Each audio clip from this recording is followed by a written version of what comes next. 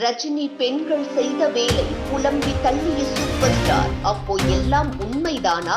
Facebook, ட்விட்டருக்கு dub கொடுக்க நினைத்து நடிகர் ரஜினிகாந்தின் மகள் சௌந்தர்யா ஏமாந்து போனதுதான் மிச்சம். ரஜினிகாந்த் மகள்கள் இருவரும் பொதுவாகவே அவர்களுக்கு கொஞ்சம் ராசி அடிப்பது கம்மி என்றுதான் சொல்ல வேண்டும். எதனை தொட்டாலும் சற்று மங்கிதான் போகிறது. குடும்பமாகட்டும், பிசினஸ் ஆகட்டும், திரைப்படம் எடுப்பதிலாகட்டும், இப்படி சொல்லிக் கொண்டே போகலாம். அப்படித்தான் மகள் சௌந்தர்யா தொடங்கிய ஒரு ஆப்பை தற்போது இழுத்து மூடிவிட்டு திரும்பி பார்க்காமல் ஓடி வந்து விட்டார். 2 ஆண்டுகளில் இந்த நிறுவனம் இப்படி இழுத்து மூடப்படும் என அவர் நினைத்திருக்க மாட்டார். ரஜினிகாந்த் வாய்ஸ் மூலம் மெசேஜ் அனுப்பும் செயலி நிறுவனத்தை மகள் சௌந்தர்யா துவங்கிய நிலையில் அதனை தற்போது இழுத்து மூடிவிட்டதாக செய்திகள் உலா வருகிறது. சூப்பர் ஸ்டார் ரஜினிகாந்தின் மகள் என்பதையெல்லாம் கடந்து அவர் ஒரு இயக்குநராகவும் ரசிகர்கள் மத்தியில் பிரபலமானவருமாகத்தான் இருந்து வருகிறார். சௌந்தர்யா ரஜினிகாந்த் தன்னுடைய தந்தையை வைத்து இவர் இயக்கிய கோச்சடையான் திரைப்படம் 3D தொழில்நுட்பத்தில் வெளியான நிலையில் எதிர்பார்த்த வெற்றியை அவருக்கு கிடைக்கவில்லை என்றுதான் சொல்ல வேண்டும். இந்த திரைப்படத்தின் நஷ்டம் குறித்த விவகாரம் தற்போதும் அலைமோதிக் கொண்டுதான் இருக்கிறது. சரி போகட்டும், அப்படியே விடாமல் அதனை தொடர்ந்து அக்காவின் முன்னாள் கணவரும் நடிகருமான தனுஷை வைத்து சௌந்தர்யா இயக்கிய திரைப்படம்தான் வேலையில்லா பட்டதாரி 2.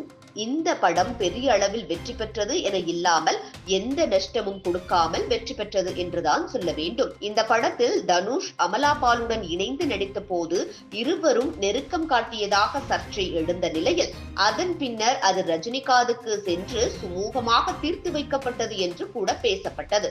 ஐஸ்வர்யா முழுக்க ஆன்மீகத்திலும் இயக்கத்திலும் ஆர்வம் காட்டும் நிலையில் சௌந்தர்யா ஐஸ்வர்யாவை விட மிஞ்சும் வகையில் பல பிசினஸ் மற்றும் வெப் சீரிஸ் இயக்குவதில் ஆர்வம் காட்டி வருகிறார். ஆனால் இந்த பில்டப் எல்லாம் இருந்த போதிலும் அதில் எந்த சரக்கும் சௌந்தர்யாவிடம் இல்லையே என்றுதான் சொல்ல தோன்றுகிறது. பொன்னியின் செல்வன் நாவலை வெப் சீரிஸாக இயக்க உள்ளது குறித்து அறிவித்து அது கிடப்பில் போடப்பட்ட நிலையில் பின்னர் அசோக் செல்வனை வைத்து வெப் சீரிஸ் ஒன்றை இயக்க தயாரானார். இதற்கான பூஜைகள் போடப்பட்ட நிலையில் இதுவரை அது குறித்து எந்த ஒரு தகவலும் வெளியாகவில்லை என்றுதான் சொல்ல வேண்டும்.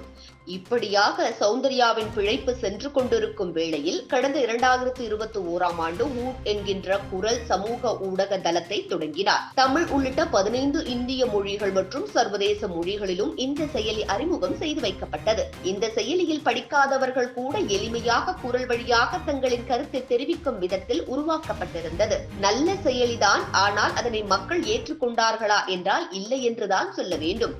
பேஸ்புக், ட்விட்டர், வாட்ஸ்அப் போன்ற சமூக ஊடக தளங்களுக்கு டக் கொடுக்கும் என எதிர்பார்க்கப்பட்ட நிலையில் இந்த ஆப்பை பயன்படுத்தும் வாடிக்கையாளர்களின் எண்ணிக்கை குறைந்து கொண்டே வந்ததால் என்ன செய்வது என்று தெரியாமல் முழித்துக் கொண்டிருந்த சௌந்தர்யா தடாலடியாக இந்த நிறுவனத்தை இழுத்து மூட முடிவு செய்துள்ளதாக கூறப்படுகிறது. ஆனால் இது குறித்த எந்த ஒரு அதிகாரப்பூர்வ அறிவிப்பும் இதுவரை வெளியாகவில்லை என்றாலும் விஷயம் இல்லாமலா வெளிச்சத்திற்கு வந்திருக்கும் என நெட்டிசன்கள் கருத்து பதிவிட்டு வருகின்றனர். இது போன்ற முக்கிய நிகழ்வுகள், அரசியல் தகவல்களை ஆழமாக மாறுபட்ட கோணத்திலும் அறிந்து கொள்ள மறக்காமல் பாரத் மெயில் 24 பக்கத்தை பின்பற்றிக் கொள்ளுங்கள். உங்கள் ஒவ்வொரு ஆதரவும் இது போன்ற பல நிகழ்வுகளின் பின்னணியை அறிய உதவும்.